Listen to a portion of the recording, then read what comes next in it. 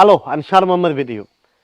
നമ്മുടെ 2 ഫോളോവേഴ്സ് ചോദിച്ച അഥവാ പണം എങ്ങനെ ഷേവ് ചെയ്യണം എന്നതുമായി ബന്ധപ്പെട്ട 2 സംശയങ്ങൾക്കുള്ള മറുപടിയാണ് ഈ വീഡിയോ. ഒന്ന്, ഒരാൾ ചോദിച്ചത് ഷേവ് ചെയ്യണം എന്നൊക്കെ വിചാരിക്കും, പക്ഷേ എല്ലാ ചിലവുകളും കഴിഞ്ഞ് വരുമ്പോൾ പിന്നെ ഒന്നും ബാക്കി ഉണ്ടാവില്ല. ഇതാണ് ഒന്നാമത്തെ ചോദ്യം. അതിന് മറുപടി ഇതാണ്: നമ്മൾ എല്ലാം കഴിഞ്ഞിട്ട് ഇൻവെസ്റ്റ് ചെയ്യാൻ വേണ്ടി ഷേവ് ചെയ്യാൻ വേണ്ടി തീരുമാനിച്ചാൽ നടക്കൂല. കാരണം എന്താ, നമുക്ക് ഇതുവരെ ഇല്ലാത്ത ഒരു പുതിയ ശീലം നമ്മൾ തുടങ്ങുകയാണ്. അപ്പോൾ നമ്മളെല്ലാ കാര്യങ്ങളും നമ്മളെ കംഫർട്ട് അനുസരിച്ച് ചെയ്യും, എല്ലാ ബില്ലുകളും ലോണുകളൊക്കെ അടക്കും. അവസാനം നമ്മളെ കയ്യിൽ ഒരു പൈസയും ഉണ്ടാവില്ല. അതേസമയം നമ്മളൊരു ബഡ്ജറ്റൊക്കെ ഉണ്ടാക്കി നമുക്ക് എത്ര പണം വേണം ഇവിടെ അല്ലെങ്കിൽ നാട്ടിൽ ഒക്കെ എത്ര വേണം എന്നതിനെക്കുറിച്ച് ധാരണ നമുക്കുണ്ടല്ലോ. നമുക്കൊരു ബഡ്ജറ്റിങ് നമുക്ക് ഏകദേശം ഐഡിയ ഉണ്ട് എത്ര പൈസ സേവ് ചെയ്യാൻ പറ്റുന്നു. അപ്പോൾ ഈ പൈസ എവിടെ സേവ് ചെയ്യണം എന്നുള്ള തീരുമാനം കൂടി എടുക്കണം. അത് നിങ്ങൾ SIP ആയിട്ടാണോ, ഷെയർ മാർക്കറ്റിലാണോ, അല്ലെങ്കിൽ എന്തെങ്കിലും പ്രോപ്പർട്ടി വാങ്ങാൻ വേണ്ടിയാണോ, അല്ലെങ്കിൽ ഒരു അസറ്റ് ബിൽഡ് ചെയ്യാൻ വേണ്ടിയാണോ, എന്തിനാണ് ഈ സേവ് ചെയ്യുന്ന പണം ഉപയോഗിക്കുന്നത് എന്നതിനെക്കുറിച്ച് തീരുമാനം നിങ്ങൾ എടുക്കണം. എന്നിട്ട് ഈ സാലറി വന്നു കഴിഞ്ഞാൽ ഏറ്റവും ആദ്യം ചെയ്യേണ്ടത് ഈ ഇൻവെസ്റ്റ്മെൻറ്റ് നടത്തുക എന്നുള്ളതാണ്. ജീവിക്കാൻ നമ്മൾ എങ്ങനെയെങ്കിലും ജീവിക്കും.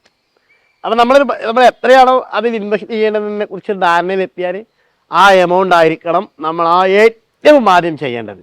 അങ്ങനെ ചെയ്താൽ ബാക്കിയുള്ളതിൽ നമ്മൾ ജീവിക്കും. ബാക്കിയുള്ളതനുസരിച്ച് നമ്മൾ പ്ലാൻ ചെയ്ത് നമ്മൾ മുന്നോട്ട് പോകും.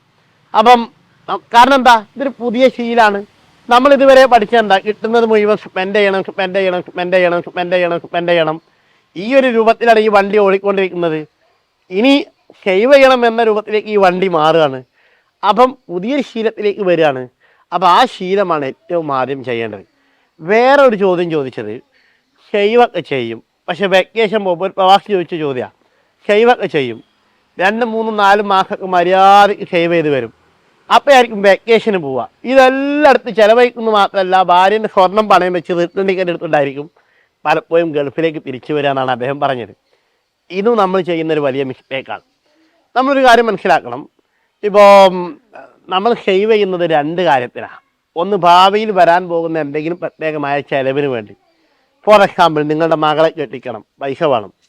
നിങ്ങളുടെ മകൾക്ക് നല്ല വിദ്യാഭ്യാസം കൊടുക്കണം, അതിന് പൈസ വേണം. നിങ്ങൾക്കൊരു വീട് വെക്കണം, അതിന് പൈസ വേണം. ഇങ്ങനെയൊക്കെയുള്ള വലിയ എമൗണ്ട്, ഹോസ്പിറ്റലിൽ എമർജൻസി വരാം. അപ്പം ഇങ്ങനെയൊക്കെയുള്ള വലിയ എമൗണ്ടുകൾക്ക് വേണ്ടിയാണ് നമ്മൾ ഒരു പാർട്ട് സേവ് ചെയ്യേണ്ടത്. ഒരു പാർട്ട് സേവ് ചെയ്യേണ്ടത് നമ്മുടെ നാളത്തെ ഭാവിക്ക് വേണ്ടിയാണ്, വാർഷിക ഇൻകത്തിന് വേണ്ടിയാണ്. ആ പണം നമ്മൾ ഒരിക്കലും ചിലവഴിക്കില്ല. അപ്പം നിങ്ങൾ ഒരു SIP ചെയ്താൽ ആ പണം നിങ്ങൾ ഒരിക്കലും ചിലവഴിക്കില്ല, അല്ലെങ്കിൽ ജീവിതത്തിൽ ചിലവഴിക്കില്ല. അതിൻ്റെ ഏണിങ്സാണ്, അതിൻ്റെ വരുമാനമാണ് നമുക്ക് ജീവിക്കാൻ വേണ്ടത്. അപ്പോൾ നമ്മളൊന്ന് ആലോചിച്ച് നോക്കും, നമ്മളിപ്പോൾ കളയുന്ന ഒരു 10 റിയാൽ എന്ന് പറയുന്നത് നാളെ നമുക്കായി ബിൽഡ് ചെയ്യേണ്ട 100 റിയാലോളമാണ്. അതിൻ്റെ വാല്യൂ ഞാൻ പറയുന്നത്. അപ്പം 2 രൂപത്തിലാണ് സേവ് ചെയ്യേണ്ടത്. ഒന്ന്, നമുക്ക് നാളത്തെ ആവശ്യങ്ങൾക്ക് വേണ്ടി സേവ് ചെയ്യാം. അത് വീട് പണിയാകുമ്പോൾ എടുക്കാം, മോളെ കല്യാണം ആകുമ്പോൾ അത് എടുക്കാം, മോളെ ഹയർ എഡ്യൂക്കേഷൻ ആകുമ്പോൾ അത് എടുക്കാം. ഒന്ന്, ഞാൻ ഈ പറഞ്ഞതുപോലെ അസറ്റ് ബിൽഡ് ചെയ്യാനുള്ളത്, അല്ലെങ്കിൽ ഇൻവെസ്റ്റ്മെൻറ്റ് പക്ക ഇൻവെസ്റ്റ്മെൻ്റ് ആയിരിക്കണം.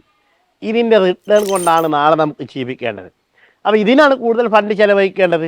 അപ്പോൾ ഇങ്ങനെ ഉള്ള ഒരു പ്ലാനിലേക്ക് പോയാൽ, വെക്കേഷൻ വരികയാണെങ്കിൽ അതിനുള്ള സേവിങ് നമ്മൾ ഉണ്ടാക്കി വെക്കുന്നു, വെക്കേഷനിൽ അത് മാത്രം നമ്മൾ ചിലവഴിക്കുന്നു. പക്ഷേ ഇത് നമ്മൾ ഒരിക്കലും തൊടൂല, നമ്മൾ ഒരിക്കലും ചിലവഴിക്കില്ല. ഇങ്ങനെയുള്ള രൂപത്തിലേക്കാണ് നമ്മൾ ഇൻവെസ്റ്റ്മെൻറ്റ് ചെയ്യേണ്ടത്. ഇങ്ങനെ വരുമ്പോൾ വെക്കേഷൻ വരുമ്പോൾ അടിച്ചു പൊളിക്കുന്ന വിഷയം വരില്ല. അപ്പോൾ 2 കാര്യങ്ങളാണ് ഞാൻ പറഞ്ഞത്. ഒന്ന്, നമ്മൾ ഏറ്റവും ആദ്യം ഇൻവെസ്റ്റ് ചെയ്യണം, എന്നിട്ടേ മറ്റ് ചിലവുകൾ നടത്താവൂ. എല്ലാ ചിലവുകളും കഴിഞ്ഞ് ഇൻവെസ്റ്റ് ചെയ്യണം എന്ന് വിചാരിച്ചാൽ നടക്കാൻ പോകുന്ന കാര്യമല്ല. കാരണം അതൊരു പുതിയ ശീലമാണ്, അതാദ്യം തന്നെ തുടങ്ങണം. രണ്ടാമത് ഞാൻ പറഞ്ഞത്, നമുക്ക് ഭാവിയിൽ വരാൻ പോകുന്ന ചിലവിന് വേണ്ടി നമ്മൾ ഇൻവെസ്റ്റ് ചെയ്യണം, നമ്മുടെ നാളത്തെ ഭാവിക്ക് വേണ്ടി നമ്മൾ ഇൻവെസ്റ്റ് ചെയ്യണം. അപ്പം ഇങ്ങനെ 2 കാറ്റഗറി ആയിട്ട് ഇൻവെസ്റ്റ് ചെയ്താൽ ഈ സേവ് ചെയ്യുന്ന പണം അടിച്ചു പൊളിക്കുന്ന പ്രശ്നവും നമുക്ക് വരില്ല. വീണ്ടും മറ്റാശയങ്ങളുമായി കാണാം. Thank you very much.